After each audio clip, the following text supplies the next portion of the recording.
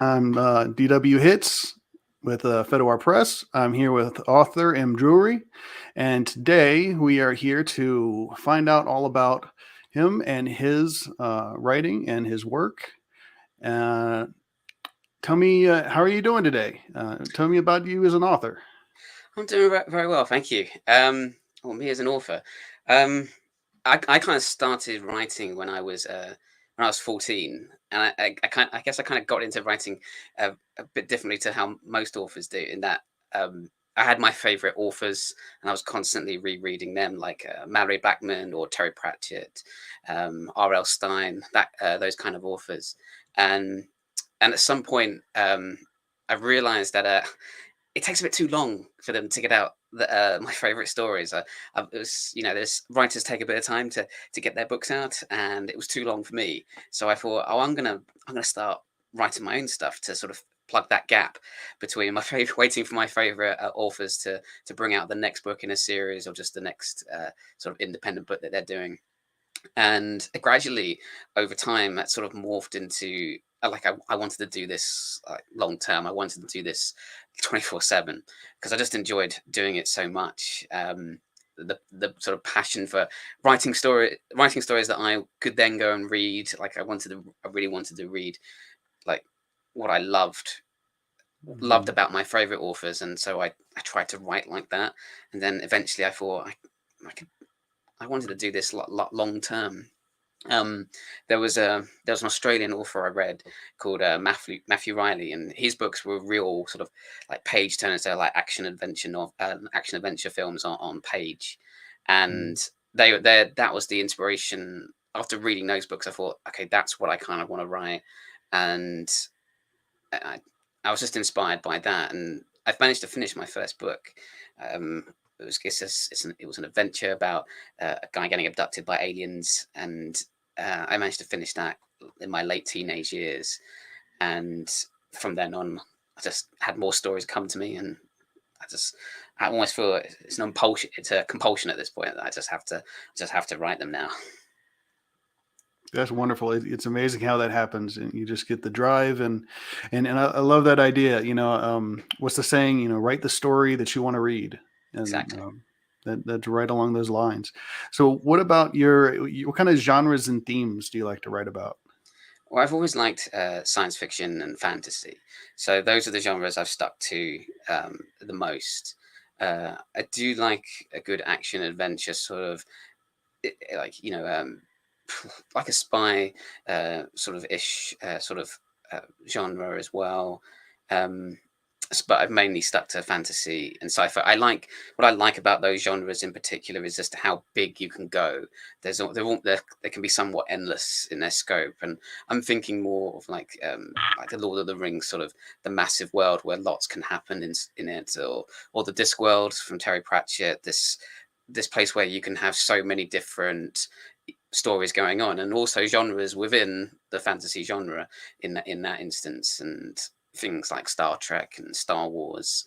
And that's what I love about science fiction most is sort of being able to take this weird, odd idea and sort of fully explore it most. Hmm. And I would say that in terms of themes, almost all the stories I've written have probably come about by me asking like a sort of what if question, like what if that happened, and then I want to kind of see where that goes. I want to take it to a conclusion and an end point. And along the way, I'm sort of raising questions about like morality involved in like a gadget or like some sort of technology, or I try to like what if that common sci-fi trope ended differently or went in a different direction. And so I think I'm in my stories. I'm always trying to answer like that question that I posed right when I was just like daydreaming or something. That a lot of ideas came at school where I wasn't having too much fun in those lessons. I think, oh, what if that happened? And then I had, just had to go away and explore it. And who, there were so many different ways to explore it in fantasy and sci-fi. So I, that's why I did it within those genres in particular. But I don't have a particular. I love a lot of different genres when it comes to reading and writing. Mhm. And that's definitely true about the speculative fiction genres is that there's so you can kind of go anywhere you want, and your world's going to be as big as you like within them, and it gives you plenty of room to answer those questions, or at least explore and ask questions that you may not necessarily be able to in more realistic settings. Yeah, Mhm. that's the joy. So tell me about your book that is coming up with Fedowar, the Demon Machine, which we are hard at work on behind the scenes now. Yes, thank you, thank you. I'm so glad that Federer have taken the Daemon Machine up, and it has a very sort of odd sort of beginning of that story, because it was kind of it's one of I think the inspiration for it kind of came when I was reading a story I was really into, and I had this kind of, at the time, it was kind of like a sort of sad, almost like sad thought that I put the book down, and stared off into the distance for a minute, and thought, oh, I'm never really going to have this kind of adventure, am I?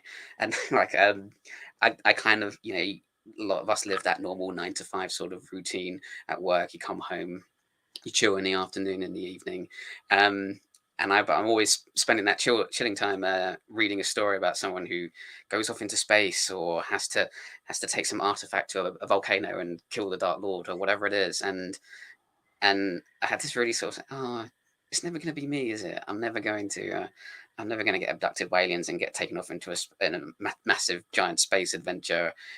I don't have magic, and it was a very sad thought. Uh, and then this idea popped into my head. I guess it's kind of morbid, but I kind of had this idea pop into my head that, well, there is one way you can kind of go into a different place that could be where you could have an adventure. And I was thinking, well, you cross the threshold from this life into the next. And I guess it was like I was thinking about, like, you know death. It's a very morbid sort of thought, but, and of course I brushed it aside quite quickly, because it was, well, no one wants to die, of course, and I didn't. And I have a faith of my own. I'm a Christian. I follow Jesus, and obviously I kind of didn't want to take that anywhere, because I know what's happening afterwards to me. Um, but as all authors know, when you get an idea like that, it sticks in your brain, it lodges Hmm. there, and it grows, and it's sort of and over time, I took the idea of, well, why not explore not an afterlife, per se, because I wanted to be respectful to what I believed, and and people have their own beliefs, and I kind of took that original idea and sort of widened it a little bit, and found room to explore sort of ideas that humanity have about the afterlife, and and and and just wanted to explore those various ideas, and that eventually came about with me creating the main character of uh, the Demon Machine, Grace, and how what she was going to go through when she had crossed that threshold from this life to the next. And over time, because it happened I also came up with the idea during a time of my life where I kind of felt like I was in a rut. Didn't feel like I was really going anywhere. I hadn't been published at all at that point when I was writing this book, and in some ways, I was having a bit of a crisis of my faith as well. It was like, oh, I thought my faith had stagnated, and something of that comes across in the story in a way. Grace, has the main character, explores what I was going through at that time, and how that time of my life also strengthened my faith as well, like, Hmm. and just with the people around me and the help I got, and that gets reflected in the story, obviously in a fantasy sort of world. The the soul life, as it is, the place where Grace is having her adventures, is this very crazy, very different looking place to what here. Hmm. But it's trying to reflect what I was going through at that time, but also my own thoughts and feelings about my faith and what I believe, and how I came to know Jesus and things like that. Okay. So in her journey, Grace travels from her leaves her body and goes Yeah. into the soul life, and she meets some very interesting characters. You want to tell us something about those? Yeah, that was the most fun part of writing this story, was that I've sent her into a sort of pseudo afterlife, as it were, and so. who's going to be there. And it was a chance to really just create this eclectic cast of characters over time. And I wanted a lot of different characters in that first story, and I kind of had to whittle them down to keep the story nice and tight and moving forward. Didn't want to overcrowd it too quickly. And like one of my favorite characters to write about is Og, who's a caveman. So like obviously if you travel into whatever afterlife you can conjure in your mind, there's going to be surely people there from different time periods. You'll be meeting different historical figures. And my mind went straight to like quite possibly the earliest historical human you could ever imagine. That's the sort of caveman Neanderthal sort of character, the earliest human ever. And I tried to go different, rather than having be kind of a bit stupid, like a bit backward compared to a modern human like Grace, that I decided, why not I just give him this really intelligent personality, and which is why for a caveman he speaks almost perfect English. And I just thought that was funny, and I kept that as part of his character. Like he's a hulking sort of brute, but he has this refinement about him, and it's because I don't, they don't you have to portray Neanderthals as being silly all the time, stupid all the time. Why not give them a sort of almost upper class English accent? And then that led me to, I have a great love of history as well. It's my academic passion, and I've realized I could pour all kinds of different historical figures into this story as well and make them a part of the narrative. I've got later in the book, it's too much of a spoiler, I won't tell you, but I'm bringing different people in from history, and I'm bringing my love of history into it. I'm going to include in the future some of the more zany characters from history as well, who did some quite incredible things, and perhaps some unknown but very important figures. I don't want to spoil it, but something to look forward to if you ever pick up the book and start reading.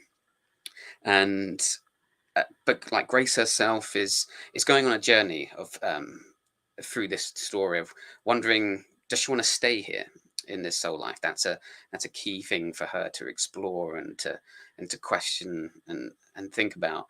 But also Grace is also trying. She has to sort of deal with another character called Sharef, who's a sort of child soldier from one of our unfortunate modern wars. And I kind of wanted to explore what it's like for different people whose own nations have interactions that aren't so good here.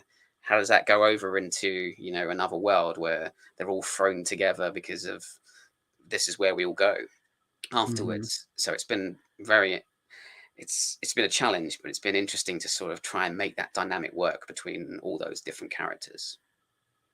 And it definitely came across. It is a very, very fun story, and it is quite an adventure that they go on. So let's tell us about what you're working on right now. So I'm always thinking about the next book. So I'm thinking about the sequel to the Daemon Machine, which I won't go into at the moment because it's still early days. But I'm always working on some other story. I came up with this idea that I've almost managed to finish about I tried to think of the most grandiose sort of sci-fi adventure I could think of, and I've come up with this idea for a zoo that's in space, and the the creatures that inhabit the zoo are giant spaceborne life forms. And so I've now got to create this zoo where the creatures are as large as the moon, and they feed on suns, or they bathe in the oceans of like a planet like Earth. And the main characters are just like zookeepers, but they're doing all the sort of the daily grind of a zookeeper, but with these giant spaceborne creatures. And I've tried to, I don't know how to sort of, I'm working on how to make it work in this like giant setting of like an entire solar system, and then the galaxy where these animals roam around. And how do I do that in that kind of setting? I really like the challenge of it, and I've managed to put in themes of like, the sort of environmental themes what we're dealing with now, but sort of superimposed on this epic science fiction adventure. I'm really excited about that story too. Well, that sounds pretty neat. I can't wait to take a look when you figure what you're going to get down with it. It sounds like a lot of fun. Yeah. So tell me, what exciting things do you see in the future right now? Oh, wow. I always, as any author always hopes, is that all their different ideas, their works in progress, will eventually be finished. And I'm thinking about a final book in another series that's published by another independent publisher. Uh, I'm thinking about things like my YouTube channel, the Eighth Plot, and what I'm trying to sort of do with that. I've called it the Eighth Plot because I don't know if yourself or anyone is aware. There's some sort of theory or idea that books can only follow 7 different plots, and so Hmm. I called it the Eighth Plot to sort of think, well, there must be a way to break that sort of mold and get outside that sort of restriction. So the Eighth Plot's all about trying to find that different story somewhere else. And I really like the, what that channel's sort of become, because now I've got some friends helping me with it, and we like to explore sort of different what if questions within our favorite film universes. So I'm Hmm. exploring stories there, and we're trying to also sort of conjure up different versions of the same story. Where else could you take something like the Jurassic Park story, or where else could you take the sort of the themes, or the general the general what if questions that all these movies sort of ask and try to answer? Could you answer them differently and create a new narrative? So I'm really hoping that that project, the Eighth Plot, is going to sort of uh, go really deep into that exploration, because I'm Hmm. also hoping that those ideas might trigger a brand new story that I could write in the future. And yeah, that's where my head's at the moment. And just as yourself knows, as all authors know, have struggled with, it's where do I find time for all these ideas, and Hmm. how do I construct them and make them work, when your mind's buzzing with so many different thoughts. Definitely, it's always the next shiny thing. It's like, which is the next shiny thing to pick up? But that definitely sounds like a lot of fun. And to everyone watching this video, the all of our authors' in, information is in the description below.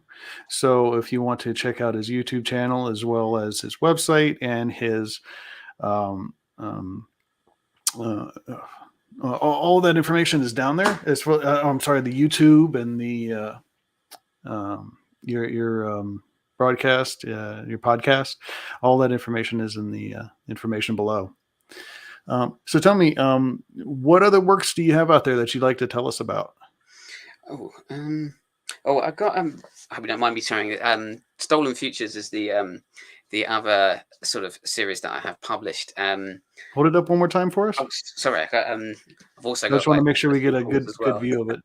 Oh, very nice. Published by someone called Spaceboy Books, another sort of independent publisher.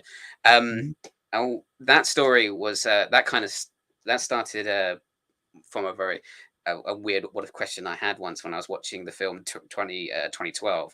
Not the best sort of disaster film in the world, but I was thinking towards the end of it is that it sort of ends right after the sort of plan to save a part of humanity had sort of reached its conclusion, that now the plan kind of worked, let's go forward. And I kind of thought to myself, well, a lot of these disaster films where they try to save some portion of the human race never really explore what happens afterwards, even though that would be a very interesting story. And so I started uh, like writing my own, and so Stolen Futures starts right at the end of the world. um, Mhm.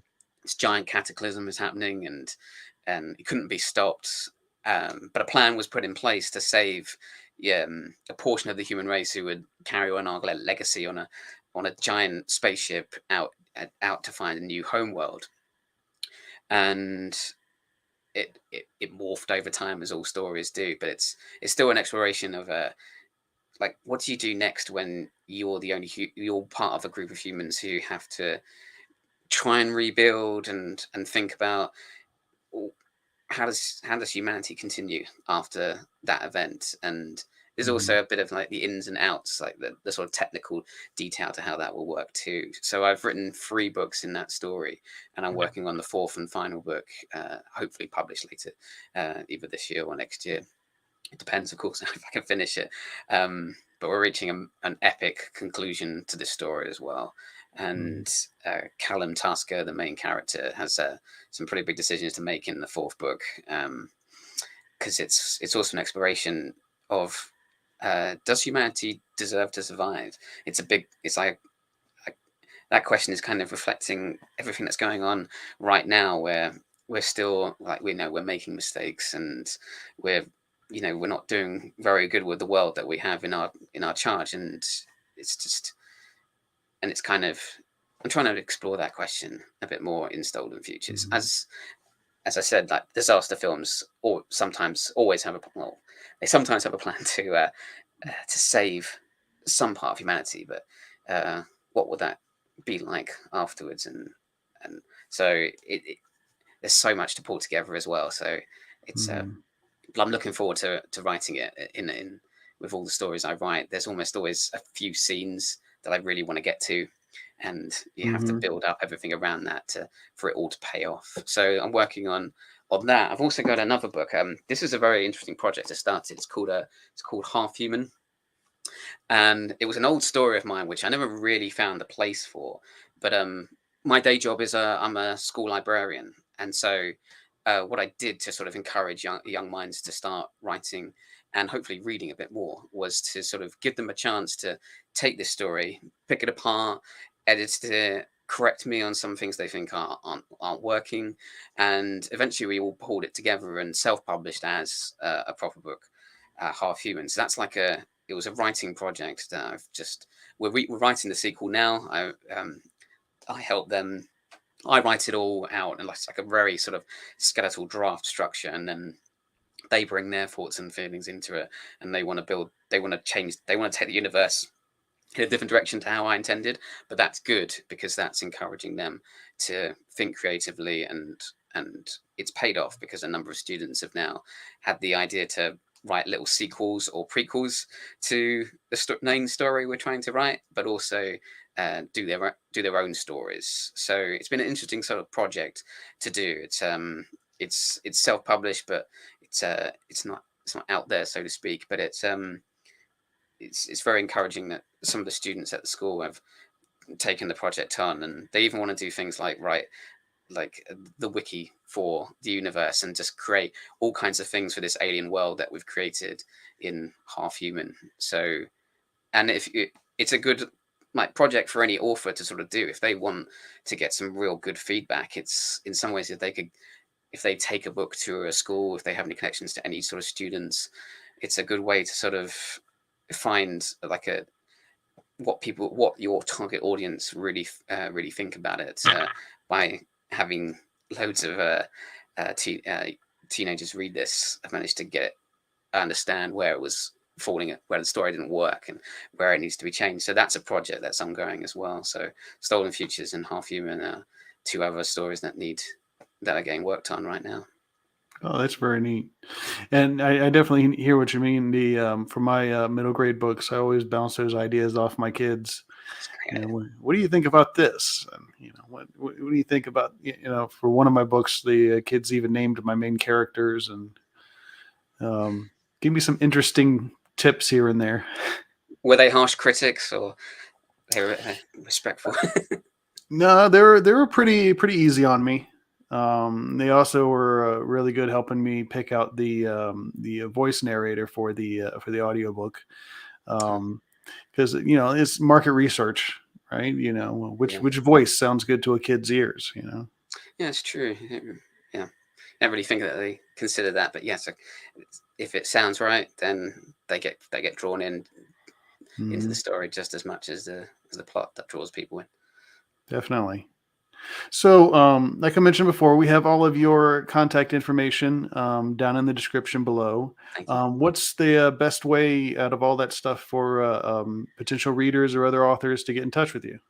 Twitter is probably where I am. Where I'm mostly sort of interacting with people. You can find, and as you said, it's in the description, but it's at _Drewery, and that's where I spend a lot of time just connecting with different authors, and that's what I try to follow as many different authors as possible, because you never know when you're going to find that next thing that book you might want to curl up with and just spend hours plowing through because you've discovered this brand new story and these brand new characters.